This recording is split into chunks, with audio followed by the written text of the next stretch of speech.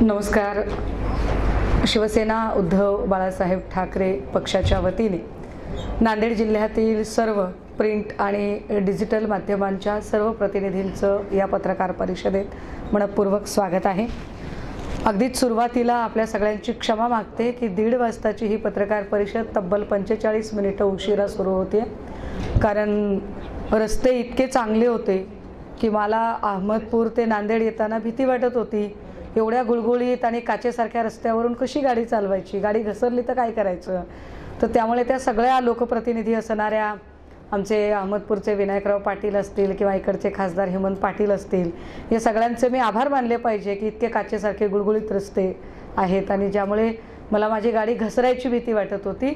त्यामुळे मला जरा जपून गाडी चालवावी लागत होती आणि उशीर झाला, पण तरीही दिलगिरी की आपल्याला वाट बघावी लागली.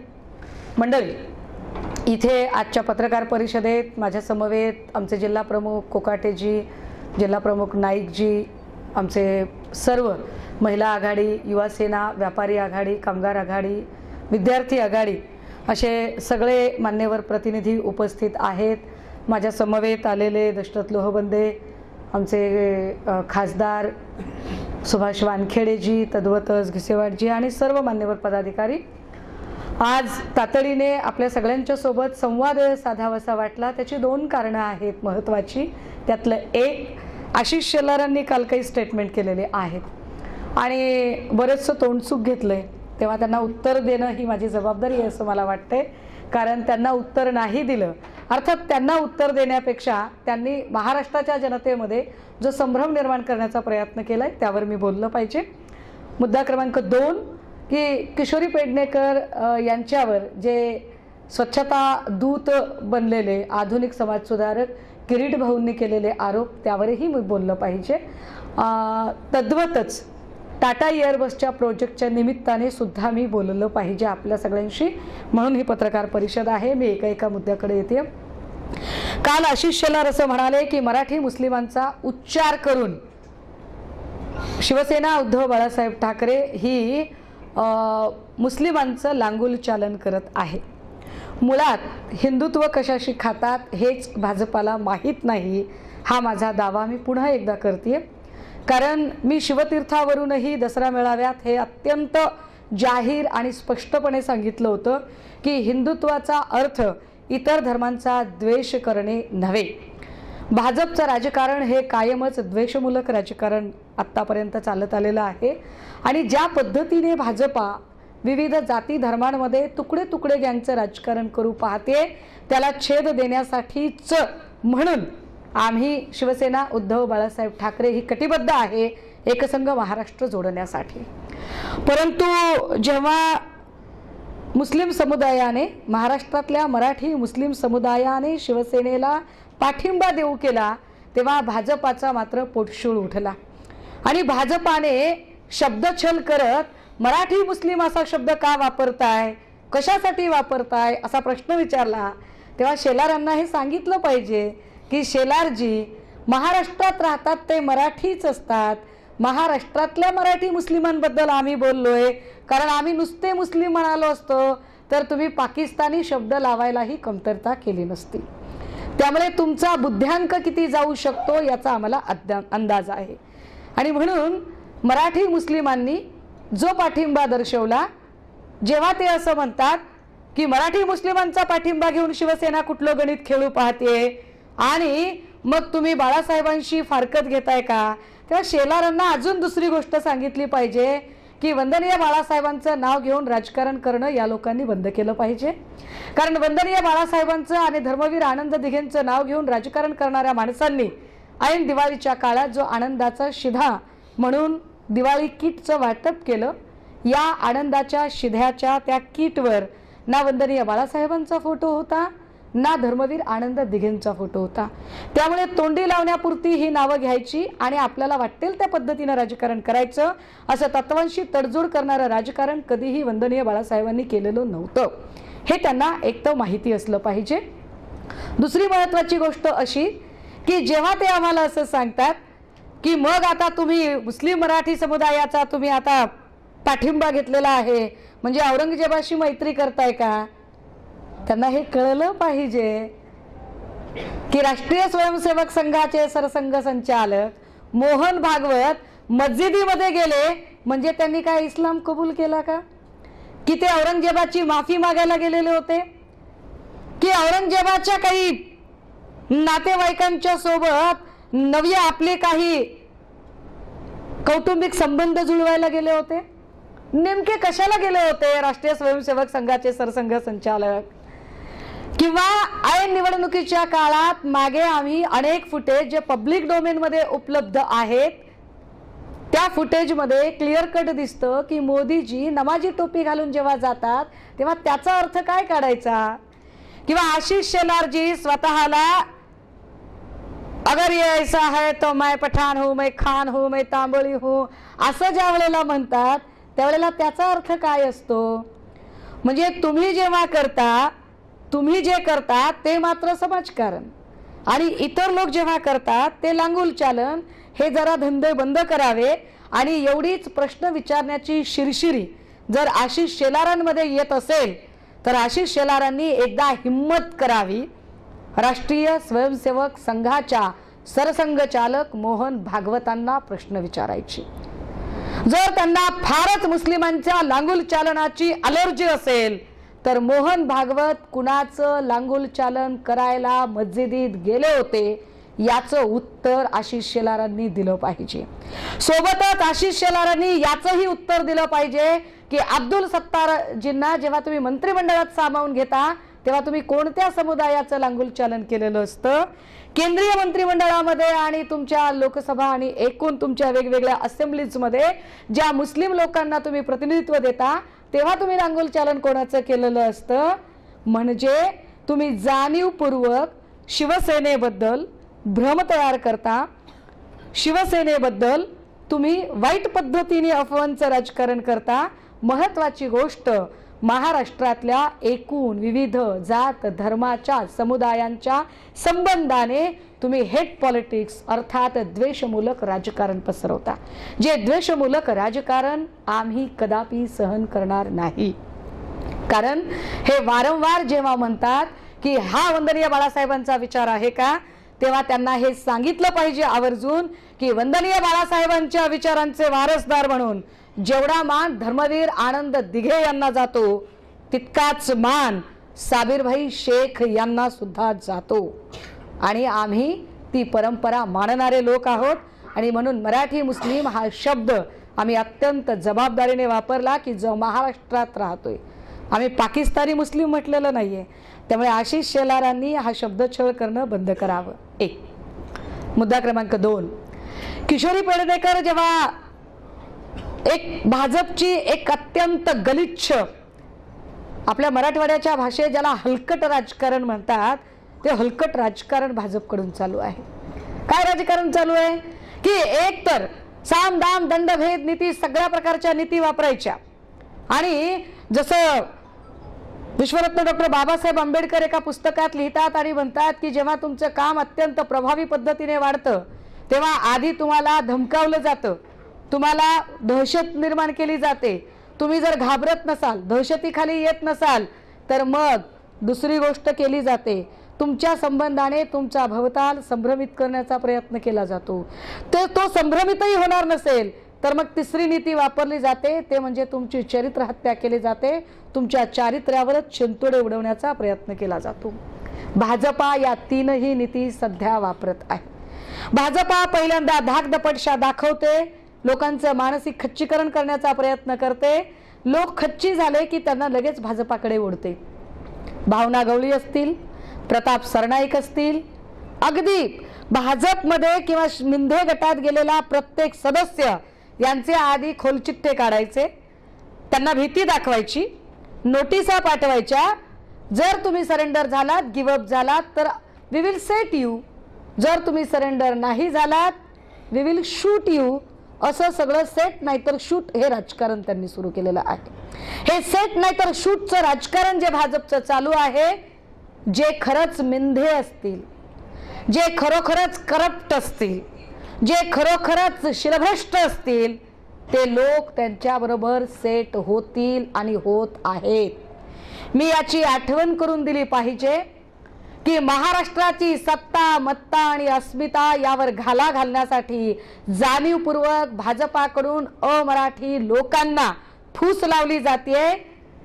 मग त्यात किरीट सोमय्या असतील, रवी राणा असतील किंवा मोहित कंबोज असतील, या अमराठी लोकांनी मराठी लोकांच्या अस्मितेवर घाला घालायचा, मराठी लोकांचं शिरहरण करण्याचा प्रयत्न करायचा, त्यांचं खच्चीकरण करायचं, जाणीवपूर्वक त्यांची अवहेलना करायची।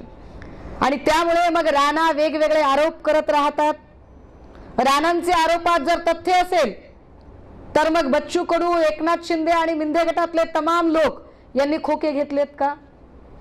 आणि जर राणांचा आरोप खोटा असेल तर राणा आणि राणाला ज्यांनी फूस लावली ते देवेंद्रजी संबंध महाराष्ट्राची माफी मागतील का? काय खरं काय खोटं लोकांच्या समोर आलंच पाहिजे। किरीटजी जेव्हा बेशुमार आरोप करतात, काल आमच्या नेत्या किशोरीताईंनी वरळीत जाऊन एसआरएच्या ज्या बिल्डिंगमध्ये ज्या गाळ्यांच्या संबंधाने आरोप केले गेले होते त्या एका एका गाळ्यामध्ये जाऊन सगळ्या पत्रकारांना आणि कॅमेऱ्यांना सोबत घेऊन लाईव्ह ते सगळ्यांना दाखवलं आणि प्रत्येकाला विचारलं की बाबा रे हा गाळा कुणाचा, हा गाळा कुणाचा, हा गाळा कुणाचा, आणि प्रत्येक गाळ्याचा जर मालक तिथे होता तर मग किरीटजींचं काय चाललेलं आहे? वरून किरीटजी असं म्हणतात की मी असा दावा करत नाहीये की हे गाळे किशोरीजींचे आहेत, परंतु किशोरीताई चौकशीला का सामोऱ्या जात नाही? चौकशीला सामोरं जायचं म्हणजे काय करायचं? म्हणजे तुम्ही त्यांना ईडीच्या कार्यालयात बोलावणार किंवा पोलीस स्टेशनला बोलावणार, तिथे तुम्ही एक कानमंत्र देणार की ताई आमच्याकडे जर आलात तर बघा हो आम्ही तुम्हाला काही करणार नाही, पण ताई तुम्ही नाही आलात तर आम्ही खोट्या केसेस टाकू हो। जसं आम्ही मडवीला त्याच्या तडीपारीची ऑर्डर काढली ताई, जसे आम्ही नाशिकच्या नगरसेवकांच्या तडीपारीची ऑर्डर काढली, जसे आम्ही औरंगाबाद मधल्या तुमच्या पदाधिकाऱ्यांची तडीपारीची ऑर्डर काढतोय, जसा प्रकाश सुर्वेच्या मतदारसंघातल्या आमच्या नेत्या संजनाताईंच्या संबंधाने आता पोलीस कारवाई करण्यासाठी ते सरसावलेले आहेत, किंवा ज्या पद्धतीने महाप्रबोधन यात्रेच्या काळामध्ये माझ्यावर आणि राजन विचारे जी खासदार आमचे यांच्यावरती केसेस दाखल केल्या गेल्या। म्हणजे ठरवून धाकदपटशा दाखवण्याचा जो प्रयत्न आहे हा धाकदपटशा, परंतु या दमन नीतीला आम्ही बळी पडणार नाही, आम्ही घाबरणार नाही। आम्ही शिवतीर्थावर भिरकावलेले गमचे असेच भिरकावले नाहीत। शिवतीर्थावर आम्ही गमचे भिरकावताना सुद्धा आमच्या डोक्यात, आमच्या धमण्यात, आमच्या नसानसात ते स्पिरिट होतं सन्माननीय संजय राऊत साहेबांचं की आम्ही मरण पत्करू पण शरण पत्करणार नाही।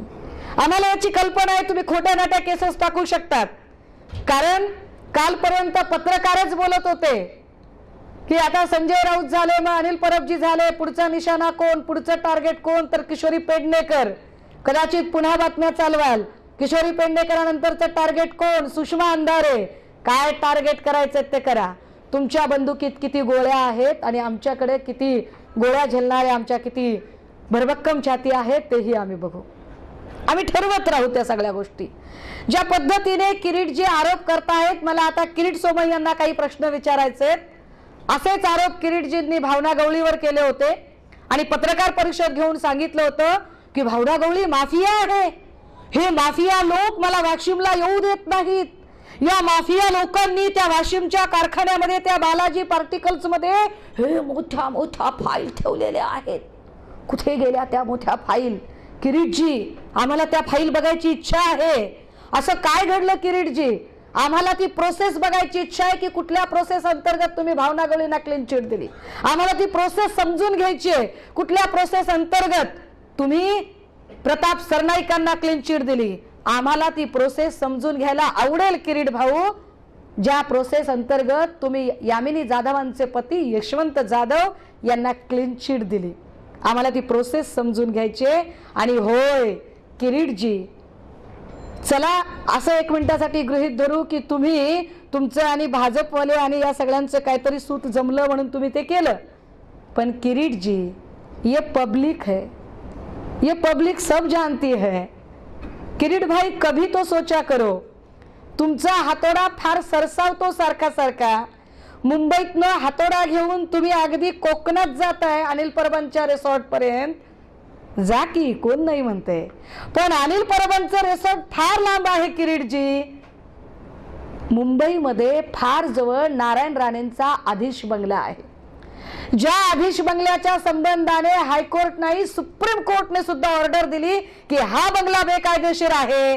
किरीट सोमय्याजी, तुम्ही खरेच जर स्वच्छता दूत असाल, तुम्ही खरेच दूध के धुले असाल, तुम्ही खरेच भ्रष्टाचाराची चीड असणारे असाल, खरंच भाजपा सत्याची वाली असेल, खरंच भाजपामध्ये पक्षपाती राजकारण होत नसेल, खरंच भाजपा स्वतःचा तो आपला तो फेकू आणि दुसऱ्याचा तो पप्पू असं करणारी नसेल, तर भाजपाने हिम्मत असेल, किरीटजी तुम्ही सच्चे असाल, आय चॅलेंज यू किरीटजी, तुम्ही सच्चे असाल ना, मायबापाच्या इमानदारीनं तुमचा हातोडा अनिल परबांच्या सुद्धा आधी तुमचा हातोडा आदिश बंगल्यावरती चालला पाहिजे. मग आम्ही किरीटजी तुमचा गंडा बांधायला तयार आहोत. किरीटजी, आपण विसरलात की मी आपल्याला काही प्रश्न शिवतीर्थावरूनही विचारले होते. बीकेसीच्या दसरा मेळाव्यासाठी जो खर्च झाला, हा खर्च जो पक्ष अजून रजिस्टर्डही झालेला नाहीये, या पक्षाने हा जो खर्च केला, हा खर्च कुणाच्या खात्यातून केला? किरीटजी, मी आरोप करत नाहीये, मी आपल्याला मदत मागते. आपण माझे मोठे भाऊ आहात, आपल्याला फार माहिती आहे, आपण भ्रष्टाचार संपवण्यासाठी फार कर्दन काळासारखे वागता, तर मी गरीब माणूस आहे, मी अनपढ आहे, मी अडाणी आहे, मला ईडीचं कार्यालय कळत नाही, कसा अर्ज करावा कळत नाही. किरीटजी, माझी मदत करा, माझी मदत करा आणि सांगा की या 1400 बसेस कशा बुक झाल्या, 10 कोटी रुपये कसे काय दिले गेले, कुठून एवढा खर्च बीकेसीच्या मेळाव्यावर झाला, मला याचा खर्च हवा आहे. किरीटजी, माझी अजून एक मदत करा ना, प्लीज करा मदत. किरीट भाऊ, मला तुम्ही सांगा की इथून मुंबईतून आधी सुरत, सुरतवरून गुवाहाटी, गुवाहाटीवरून गोवा, गोव्यावरून मुंबई, हा जो मुंबई टू गोवा टूर झाला, या टूरसाठी जे चार्टर वापरले, जी विमानं वापरली, ज्या एअरबस वापरल्या, यासाठीची पैसे कुणी खर्च केले याचं बिल दाखवावं लागेल. आणि ह्या बिलाची माहिती घेण्यासाठी तुम्ही मला मार्गदर्शन करा की मी अर्ज कुठे केला पाहिजे. त्याचं कारण असं आहे किरीटजी की आपल्या पक्षाशी संबंधित असणारे भ्रष्टाचार, घोटाळे आपल्याला दिसतच नाहीत. आपल्याला काय होते माहितीये का किरीट भाऊ, आपल्याला दुसऱ्याच्या डोळ्यातले कुसळ दिसते, आपल्या डोळ्यातले मुसळही दिसत नाही. ही माझी अडचण आहे. मला अजून एक पुढचा प्रश्न विचारायचा आहे किरीट भाऊंनाच. किरीट भाऊ, आदिश बंगला कधी तोडायचा आहे ते बोला. कधी आपण या सगळ्या गोष्टींच्या प्रश्नांची उत्तर देणार आहात ते मला सांगा. मोहित कंबोज यांना सतत ईडीची धाड कधी पडणार आहे याची आधी सगळ्यात आधी नोटीस मिळते. तर आता या सगळ्यांवरती हे लोक ट्विट का करत नाहीयेत? आता भोंगेही वाजत नाहीत, हनुमान चालीसाही होत नाही, आता कोणी कास्ट सर्टिफिकेटचा, नवनीत राणांचा इश्यूही घेत नाहीये. असो, हेही सगळे मुद्दे मी दिले सोडून किरीट भाऊ, पण मला आता पुढचे काही प्रश्न विचारायचे. लोकांना भ्रमित करणं सोडा, महाराष्ट्राच्या जनतेला हिंदू मुस्लिम म्हणून भ्रमित करणं सोडा आणि फॉक्सकॉन वेदांतानंतर टाटा एअरबसचा प्रोजेक्ट इथून कसा काय गेला ते सांगा. म्हणजे महाराष्ट्रातल्या लोकांनी फक्त नवरात्रीमध्ये गरबा खेळायचा आणि दहीहंडीची प्रशिक्षण केंद्र चालवायची आहेत का? इथले सगळे उद्योग तुम्ही वेगवेगळ्या राज्यांमध्ये पाठवणार. मग असं का करत नाहीत किरीट भाऊ की देवेंद्र भाऊ आणि एकनाथ भाऊ या दोघांनाही आपण फक्त आणि फक्त सगळे सण साजरे करण्यासाठी मोकळीक द्या आणि महाराष्ट्राचे प्रभारी मुख्यमंत्री म्हणून गुजरातच्या मुख्यमंत्र्यांना चार्ज द्या. असंही महाराष्ट्रातल्या लोकांना तुम्ही काहीच काम करू देत नाहीत आणि महाराष्ट्रात कुठलाच महत्त्वाचा उद्योगही तुम्ही टिकू देत नाहीत. पोलीस भरतीचा काल तुम्ही GR अचानक का रद्द केला? का ते गोपनीय पत्र तुम्हाला काढावं लागलं? म्हणजे महाराष्ट्रातल्या तरुणांना जाणीवपूर्वक कुजवत ठेवण्याचे षडयंत्र कुठून होत आहे? किरीट भाऊ, तुम्ही फार स्वच्छता रक्षक आहात, फार तुम्ही भ्रष्टाचाराची चीड असणारे आहात. तर माझी मदत करा की महाराष्ट्रातल्या शेतकऱ्यांचे 531 कोटी रुपये पीक विम्याचे 531 कोटी रुपये विमा कंपन्यांनी तात्काळ बँकांमध्ये भरावेत. हा आदेश सुप्रीम कोर्टने दिलाय. सुप्रीम कोर्टने सुप्रीम कोर्टने दिलेल्या आदेशाचं सुद्धा विमा कंपन्या पालन करत नाहीत। याच्या विरोधात कळंब धाराशिवचे आमचे आमदार कैलास पाटील जी उपोषणाला बसले। विमा कंपन्या जर सुप्रीम कोर्टचंही म्हणणं ऐकत नसतील तर किरीट भाऊ आपल्याच शब्दात या विमा कंपन्यांच्या माफिया मालकांना आता कोण चाप लावणार, आता आम्ही कोणाला प्रश्न विचारायचे तुम्ही सांगा किरीट भाऊ, आम्हाला तुमच्याकडूनच उत्तर हवं आहे।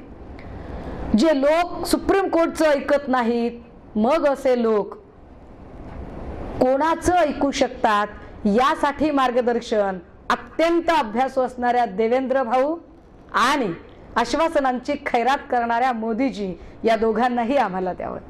कारण तुम्ही लोकांच्या महत्त्वाच्या प्रश्नांवरून लक्ष डायव्हर्ट करून हिंदू मुस्लिम हा खेळ खेळताय। जेव्हा कधी तुम्ही अपयशी ठरता, जेव्हा कधी उद्योगधंदे इकडून तिकडे जातात, तेव्हा या सगळ्या मुद्द्यांवरून लोकांचं लक्ष डायव्हर्ट करण्यासाठी तुम्ही असे लुटुपुटीचे डाव खेळता, पण तुमचे डाव इथून पुढे सक्सेस होणार नाहीत। तुम्हाला हे प्रश्न वारंवार भेडसावत राहतील आणि याची उत्तरं द्यावी लागतील की महाराष्ट्रातला एकूण एक प्रोजेक्ट महाराष्ट्रातून जाताना मुख्यमंत्री म्हणून तुमची काय भूमिका आहे। आणि जेव्हा किरीटजी असतील किंवा आशिष शेलार असतील किंवा चंद्रशेखर बावनकुळेजी असतील किंवा देवेंद्रजी असतील, जेव्हा हे लोक म्हणतात ना की उद्धवजी घराच्या बाहेरच पडत नव्हते, अरे नव्हते पडत, काळ कोरोनाचा होता, कोरोनाच्या काळामध्ये लोकांना भेटीगाठी करायच्या नव्हत्या, एका ठिकाणी बसून त्यांना लोकांचं रक्षण करायचं होतं, काम करायचं होतं आणि ते काम चोखपणे पार पाडत होते। तुमचंच केंद्रातलं सरकार असताना सुद्धा भारत सरकारने पहिल्या टॉप 3 मुख्यमंत्र्यांमध्ये सन्माननीय उद्धव साहेबांचा सन्मान केला की कोरोनाच्या काळातलं सगळ्यात चांगलं काम उद्धव साहेबांनी केलं। ते गेले नाहीत मंत्रालयात, ते घरात बसून केलं त्यांनी काम। तुम्ही घरात बसत नाहीत एकनाथ भाऊ, तुम्ही घरात बसत नाहीत, अहो पण तुम्ही मंत्रालयात पण जात नाहीत ना भाऊ। तुम्ही लोकांची नुसती पितृपक्ष जेवायला लागलात आणि ह्याची आरती कर त्याची आरती कर करायला लागलात, तुमचं काय करायचं? मग एका ठिकाणी बसून काम करणं चांगलं की पितृपक्षात जेवत फिरणं चांगलं, तुम्ही ठरवा काय ते। मी या निमित्ताने सर्व माध्यमांना हे आवाहन करू इच्छिते की आपण सगळेजण मिळून यावर निश्चितपणे प्रश्न विचाराल, यावरती आपण आपला आवाज बुलंद कराल की अजूनही आम्हाला हा सगळा हिशोब किरीटजींचा हा पक्षपातीपणा उघड झाला पाहिजे आणि त्यांच्याकडून हे सगळे हिशोब मागितले पाहिजेत। थँक्यू। आपल्याला काही विचारायचं असेल आपण विचारू शकता। त्यामुळं सामनावरून यांना फडणवीसांना आवाहन केलंय की मिटवून घ्या, त्याच्याबद्दल आपलं काय? देवेंद्रजींना मुळात वैयक्तिक द्वेषाचं राजकारण जास्त आवडतं। त्यांचा सांगण्याचा चेहरा वेगळा आणि वागण्याचा चेहरा वेगळा आहे। द्वेषमूलक राजकारण संपवण्याची भाषा करणं सोपं आहे, परंतु जर द्वेषमूलक राजकारण संपवायचे असेल तर देवेंद्र भाऊंना आमची विनंती असेल की सगळ्यात पहिलं काम एक करा, तुमच्या घरापासून सुरुवात करा आणि अमृता वहिनींना जरा गप्प राहायला सांगा।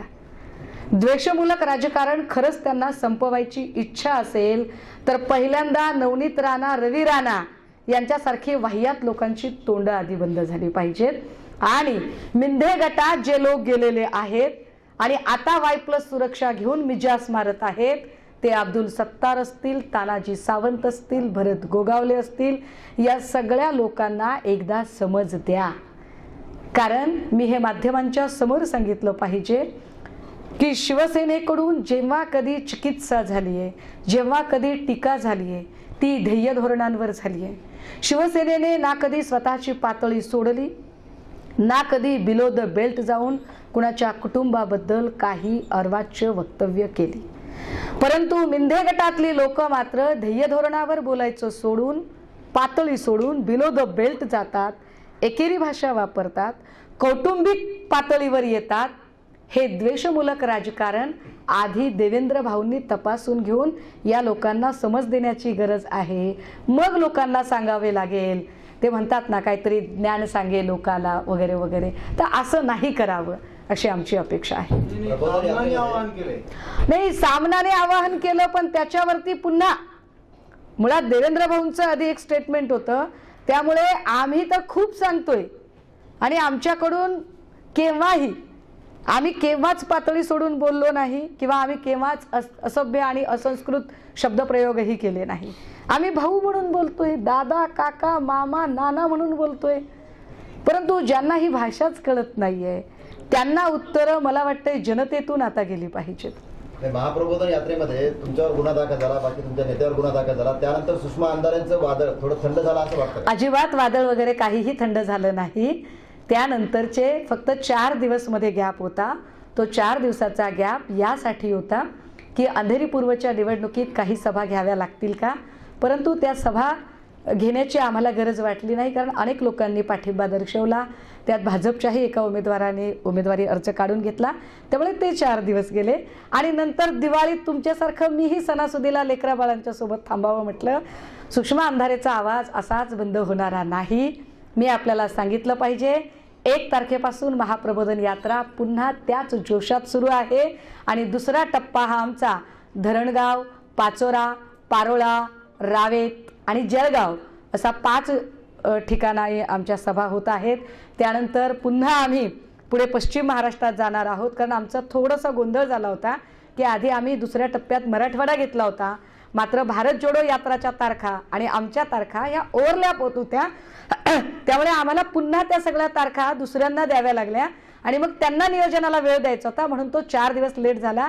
याचा अर्थ एका केसमुळे सुषमा अंधारे माघार घेईल इतकी ती लेचीपेची नाही. जर मी वारंवार सांगते की मी कायदा माझ्या बापानं लिहिलाय, तो कसा त्याचा सन्मान ठेवायचा हे मला चांगलं कळतं, तर महाप्रबोधन यात्रेत माघार घेण्याचं काहीच कारण नाही.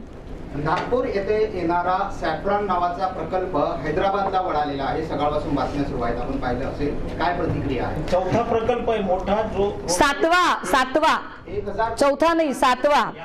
या सगळ्यांमध्ये जे प्रकल्प तिकडे, म्हणूनच मी म्हटलं की जर सन्माननीय मुख्यमंत्री आणि उपमुख्यमंत्री यांना महाराष्ट्रात रसच नसेल, महाराष्ट्रातला एक प्रकल्प अशा पद्धतीने राज्याच्या बाहेर जातो आणि जातो म्हणजे कुठे जातो, तर भाजपा शासित महत्वाकांक्षी असणाऱ्या राज्यांमध्ये जातो, हे की नाही.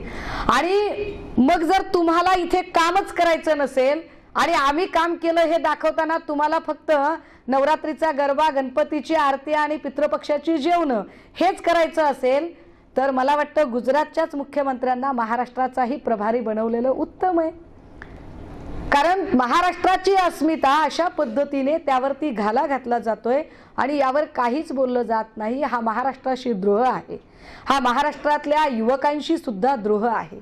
आमची पोरं वर्षानुवर्ष काम करत आहेत, पोलीस भरती अभ्यास करत आहेत, तयारी करत आहेत आणि पुन्हा पोलीस भरतीचं म्हणजे कालचं जर मी पोलीस भरतीचं जर आपल्याला जर पत्र दाखवलं तर या पत्रामध्ये स्पष्टपणे असं म्हटलंय, गोपनीय पत्र असा उल्लेख आहे या पत्रावरती आणि त्यात ते असं म्हणतात की पुढील तारीख आम्ही आत्ताच तुम्हाला सांगणार नाही, तोपर्यंत ती तारीख तुम्ही घोषित करू नका पोलीस भरतीची, जोपर्यंत आम्ही तुम्हाला सांगत नाही.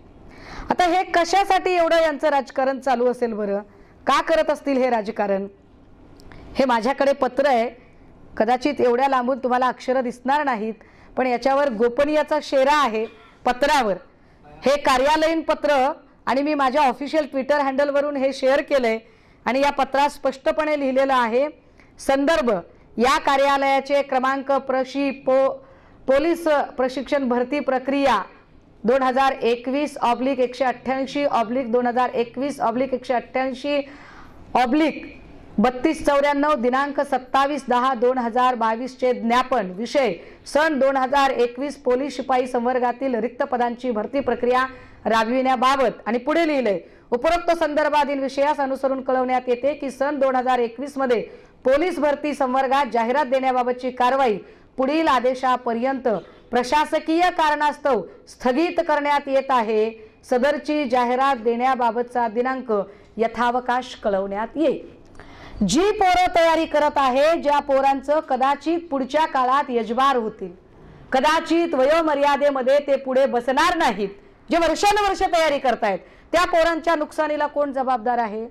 महाराष्ट्रातनं उद्योग जाताना तुमचं लक्ष नाहीये, इथल्या भरती प्रक्रियेकडे तुमचं लक्ष नाहीये, आदिश बंगला पाडला नाही त्याच्याकडेही तुमचं लक्ष नाहीये, इथे ज्या पद्धतीने अवैध खर्च केला गेला बीकेसीच्या मेळाव्यावर त्यावरही तुमचं काही भाष्य नाहीये. मग सरकार नावाची यंत्रणा अस्तित्वात आहे का? जर मुंबईमध्ये धडाधड गोळीबार होतात आणि त्या गोळीबारात माणसं मरतात, मग गृह मंत्रालय नावाची गोष्ट इथे अस्तित्वात आहे का? कारण गोळीबारची सुरुवात करतानाच मिंधे गटाचे आमदार प्रकाश सुर्वेच पहिला गोळीबार करतात. जर आमदारच गोळीबार करत असतील आणि कायदा सुव्यवस्था धाब्यावर बसवण्याचा प्रयत्न करत असतील, तर गृहमंत्री म्हणून देवेंद्रजी कमकुवत ठरत आहेत का? मग देवेंद्रजींचा राजीनामा का मागू नये? तो मागितला गेला पाहिजे. जर तुम्हाला महाराष्ट्राचा राजकारभार चालवता येत नसेल तर, भलेही कोविडचा काळ होता, परंतु 2.5 वर्षाच्या काळात इथे प्रेत नदीवर तरंगली नाहीत. इथे अत्यंत प्रामाणिकपणे कोविडसारख्या महाभयंकर काळात, वादळाच्या काळात, पूर परिस्थितीच्या काळात चोखपणे काम पार पाडलं होतं. हा सगळा विचार करता निश्चितपणे हे सरकार अपयशी ठरत आहे. हे सरकार फक्त एकमेकांचे रुसवे फुगवे काढण्यामध्येच यांची दमछाक होत आहे. पोलीस भरतीचं पत्र हे प्रशासकीय आणि शासनाचा संबंध नाही. आपण जे पत्र वाचून दाखवलं बरं, त्या पत्रात शासनाचा विषय नाहीये, तो प्रशासकीय पोलीस प्रशासन असं आपल्याकडे असतं का दादा, की प्रशासनातला सेक्रेटरी हा मंत्र्यांना ओव्हरटेक करून पत्र काढतो? माझ्या माहितीत नाही बरं का, मी अडाणी आहे, आपण मला समजवा की सेक्रेटरी मंत्र्यांना न सांगता पत्र काढतो. आपल्याकडे कुठल्याच पत्रावर मंत्री महोदयांची सही नसते, त्या खात्याच्या सचिवाची सही असते आणि सचिव मंत्री महोदयांना ओव्हरटेक माझ्या माहितीप्रमाणे करत नाहीत. आपण मला मार्गदर्शन करा की मंत्री महोदयाच्या मर्जीशिवाय, परवानगीशिवाय एवढी मोठी गोष्ट करण्या इतकी सचिवांची मजल जाऊ शकते? वाटतंय आपल्याला असं? अभ्यास करतो. हा, आपण अभ्यास करा, चांगली गोष्ट आहे, आभारी आहे. काही जे सध्या महाराष्ट्रातले मोठे मोठे प्रकल्प गुजरातला म्हणजे इतर राज्यामध्ये पाठवले जात आहे, की सध्या पोलीस भरती किंवा बेरोजगारी जी वाढत आहे, यावर शिवसेना पक्ष म्हणून विरोधी पक्ष जो आहे शिवसेना पक्ष, यावर राज्यव्यापी आंदोलन वगैरे काही करणार? यावर आमचं राज्यव्यापी आंदोलन आणि त्याची दिशा आम्ही ठरवून घेतलेली आहे. आपण पाहिलं असेल, फॉक्सकॉन वेदांताचा प्रकल्प गुजरातच्या बाहेर गेल्या, महाराष्ट्राच्या बाहेर गेल्यानंतरही सन्माननीय आदित्यजी यांनी फॉक्सकॉनच्या मुद्द्यावर मावळ भागात एक मोठा मोर्चा आयोजित केला होता. त्याच पद्धतीने येणाऱ्या काळात आम्ही महाडच्या MIDC मध्ये जी आउटसोर्सिंगद्वारा भूमिपुत्र सोडून बाहेरच्या लोकांची जी भरती होत आहे, याच्या अगेन्स्ट महाडमध्ये सुद्धा एक मोर्चा होत आहे. आणि यावर सन्मान्य आदित्यजी यांचा दौरा, मराठवाड्याचा दौरा, मला वाटतं 1 तारखेपासून तो दौरा सुरू होत आहे, 1 ते 9च्या काळातला. दुसरी गोष्ट की अशा विविध प्रश्नांना घेऊन लोकांना प्रबोधित करणे आणि लोकांमध्ये लोकजागर करणे, यासाठी महाप्रबोधन यात्रा ही संबंध राज्यभर सुरू आहे. तिसरी गोष्ट की माझे आणि सन्माननीय आदित्यजी आणि आमच्या सगळ्या उपनेत्यांचे दौरे चालू असतानाच आदरणीय पक्षप्रमुख उद्धव साहेबांचे दौरे हे साधारण 2 तारखेपासून सुरू होत आहेत. 2 ते 8 या काळामध्ये हे दौरे मराठवाड्यातले असतील, त्यानंतर ते विदर्भ आणि खानदेशात असतील. म्हणजे हे 3 टप्प्यामध्ये दौरे असतील. की सपोज जर आम्ही सगळे लोकसभा आणि विधानसभा पातळीवर दौरे करत असू, तर सन्मान्य आदित्यजींचे दौरे हे जिल्हानिहाय होतील आणि त्याच वेळेला सन्मान्य उद्धव साहेबांचे दौरे हे विभागनिहाय होतील. मैडम, ये देश सेक्युलर है, जैसा आपने बताया डॉक्टर बाबा साहब अम्बेडकर का संविधान सेक्युलरिज्म पर होने के बाद महाराष्ट्र राज्य के अंदर हिंदुत्व की बात होती है, और जैसे अभी आप बताए कि मराठी मुस्लिम यानी मुसलमानों को टारगेट करना, ये हिंदुत्व की क्या था? ये उनके लिए सॉफ्ट टारगेट है, क्योंकि उन्हें ऐसे, हाँ बोलिए। सवाल थोड़ा लंबा है, सुन लो आप पहले। ठीक है। कि भाई जब ये राज्य जो है हिंदुत्व की बात करने वाले सत्ता पर है, तो क्या मुसलमानों को आप सेकंड सिटीजनशिप डिक्लेयर करने वाले हैं क्या? क्यों तो हर कोई मुसलमान को शक की निगाह से देख रहा है। आपने बड़ा नहीं है क्या संविधान ने नहीं दिया क्या? अगर दिया है तो फिर उस संविधान को मानने के लिए ये लोग तैयार नहीं है तो गुनहगार नहीं है।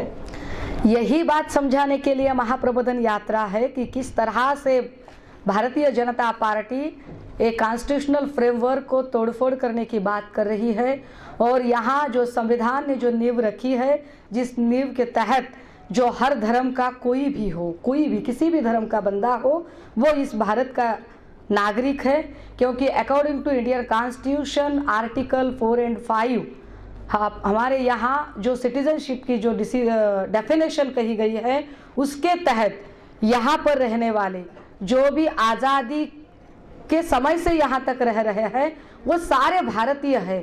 किंतु यह भारतीय जनता पार्टी की पार्टीशन वाली राजनीति है, क्योंकि लोग अगर उनको महंगाई पर सवाल पूछते हैं तो वो गाय का सवाल निकालते हैं। लोग उनको जब बेरोजगारों को रोजगार क्यों नहीं मिल रहा है इस पर सवाल पूछते हैं तो वो कहते हैं आप हिंदू हो, हिंदू खतरे में है, हिंदू हिंदू हिंदू हिंदू हिंदू। ये जो है, ये जो धर्म की राजनीति है, ऐसे नहीं है कि हिंदू धर्म छोटा है, मुस्लिम धर्म बड़ा है, या ये बड़ा है वो छोटा है। सभी लोग एक तरीके हैं। Everyone is equal before law, ऐसे हमारे आर्टिकल 14 में कहा गया है। किंतु बीजेपी को जो टुकड़े गैंग की राजनीति करनी है, तो बीजेपी ये नहीं चाहती है कि सब लोग भारत बनकर सवाल पूछे। अगर सारे लोग भारत बनकर सवाल पूछेंगे तो शायद यह बीजेपी के लिए जवाब देना बड़ा मुश्किल होगा। अपनी मुश्किलें कम करने के लिए वो लोगों का बंटवारा करते जाते हैं, लेकिन यह हमारी निजी जिम्मेदारी रहेगी, ना सिर्फ शिवसेना उद्धव बाला साहब ठाकरे इस पार्टी की, बल्कि as a citizen of India इस तहत हमारी सबकी यह जिम्मेदारी रहेगी कि हमें बीजेपी की इस कूटनीति को हराना होगा। आजच्या महाराष्ट्राची जी परिस्थिती आहे याच्यात कधीतरी पूर्णविराम आहे का? पत्रकारांनी खरंच विचारलं पाहिजे, आशिष शेलारांना विचारलं पाहिजे, सगळ्यात महत्त्वाचं की मोदीजींना एकदा विचारलं पाहिजे। मोदीजी तुम्हाला भेटत नाहीत, मला याची कल्पना आहे, पण वाया देवेंद्र भाऊ तरी तुम्ही हा प्रश्न विचारला पाहिजे। प्रत्येक पत्रकार परिषदेत प्रत्येक पत्रकारांनी हा एक प्रश्न लावून धरला पाहिजे की देवेंद्र भाऊ उपकार करा आमच्यावर आणि एकदा तरी मोदीजींना अशा पत्रकारांच्या गराड्यात आणा आणि पत्रकारांना प्रश्न विचारू द्या की किती दिवस हे द्वेषमूलक राजकारण करणार आहात, किती दिवस तुम्ही असं खोटारडेपणाचं राजकारण करणार आहात। जे मोदीजी सांगत होते जेव्हा 62 रुपयाबरोबर $1 होता तेव्हा ते असं सांगत होते की जिस देश का रुपया गिरता है उस देश की इज्जत भी गिरती है। आता जेव्हा 83 रुपयापर्यंत डॉलर पोचत आहे तेव्हा हे लोक कुठे आहेत? आमच्या सिलेंडरवाल्या काकी कुठे आहेत ज्या सिलेंडरवर बसून आंदोलन करत होत्या? त्या स्मृती काकींना सुद्धा विचारलं पाहिजे।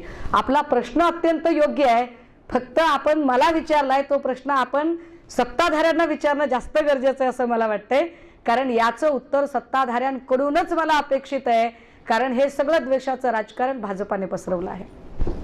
गुजरातमध्ये सत्ताधाऱ्यांनी सर्व समान नागरी कायदा लागू करावा असं काही ठराव हे केलाय।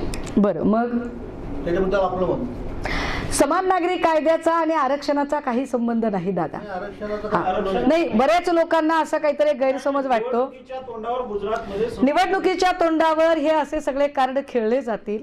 निवडणुकीच्या तोंडावर केजरीवालांनी जेव्हा एक कार्ड खेळलं की तुम्ही एक भिंत रंगवता काय, मी अख्खा रंगच माझ्या अंगावर टाकून घेतो, मग बोला कोण खरा कोण खोटा। हे जे मैं बडा हिंदू की तू बडा हिंदू, मैं सच्चा हिंदू की तू सच्चा हिंदू, हे सांगण्याचा जो प्रयत्न चालू आहे, मुळात तुम्ही हिंदू आहात की नाही याही पेक्षा राज्यातला हिंदू उपाशी आहे की नाही, बेरोजगार आहे की नाही, त्याच्या हाताला काम आहे की नाही याची उत्तरं देणं जास्त गरजेचं आहे। यावर मात्र राजकारण केलं जात नाही। बेरोजगारांच्या रोजगारावर बोलण्याच्या ऐवजी समान नागरी कायदा किंवा चलनी नोटांवरती देवी देवतांचे फोटो, हे जे सगळं राजकारण आहे हे एका अर्थाने इमोशनल टूल वापरले जातात। या इमोशनल टूलच्या राजकारणापासून मला वाटतं की मतदारांनी जास्त सावध होण्याची गरज आहे। चूक आहे का बरोबर आहे? पत्रकार, हा बोला ना, बसा ना पत्रकार महोदय, बसा, जागा आहे आपल्याला। बरं बरं।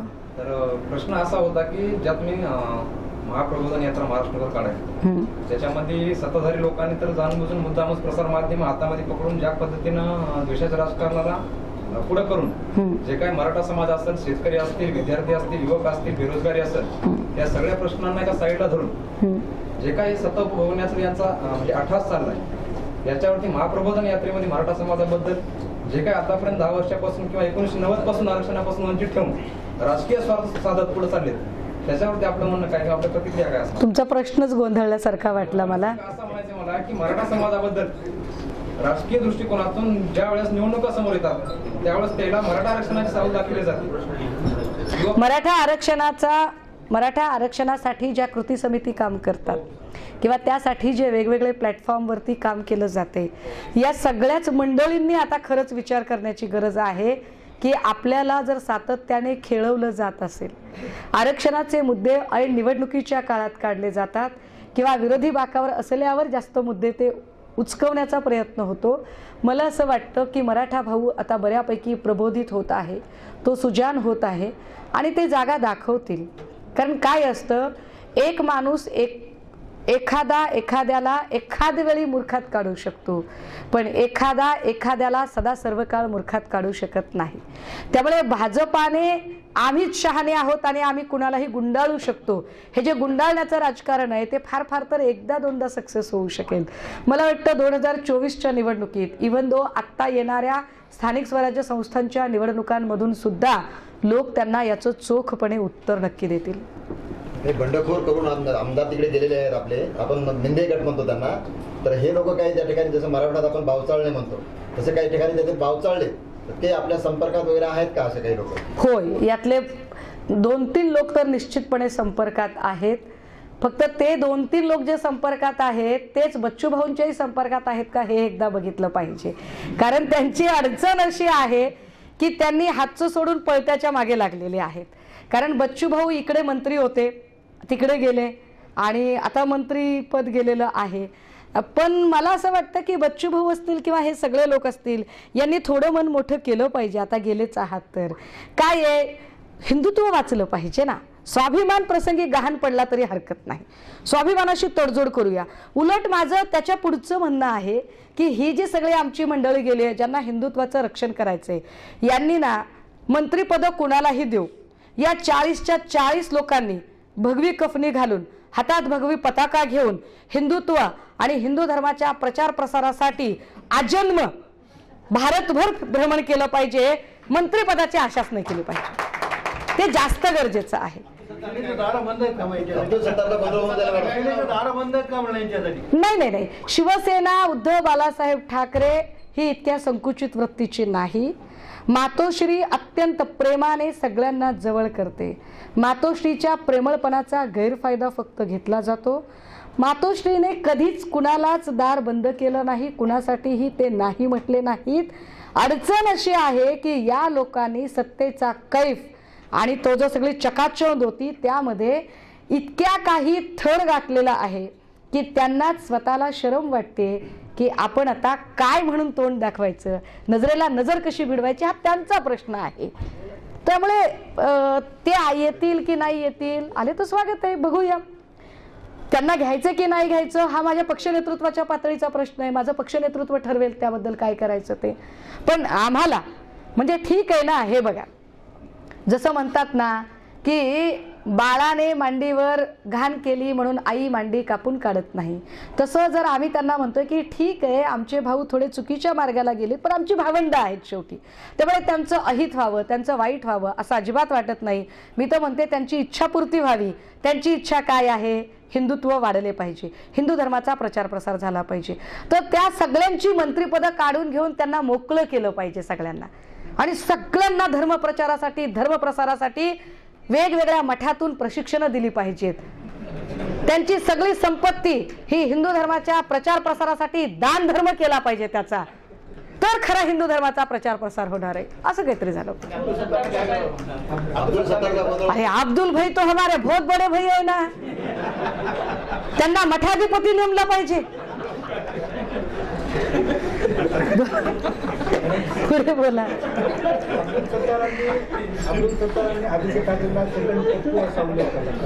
मी मगाशीच म्हटलं, हे बघा आपलं जे लेकरू असतं ना त्याला आपण फेकू किंवा बदमाश म्हणत नाही. आपल्या लेकराला आपण लाडाने पप्पूच म्हणतो. त्यामुळे पप्पू हा लाडाचा शब्द आहे, फेकू हा लाडाचा शब्द नाहीये. तर फेकू कुणाला म्हटलं जातं याचा आधी विचार केला पाहिजे अब्दुल सत्तारांनी. गुगलमध्ये फेकू कोण आहे ते. Okay, thank you so much.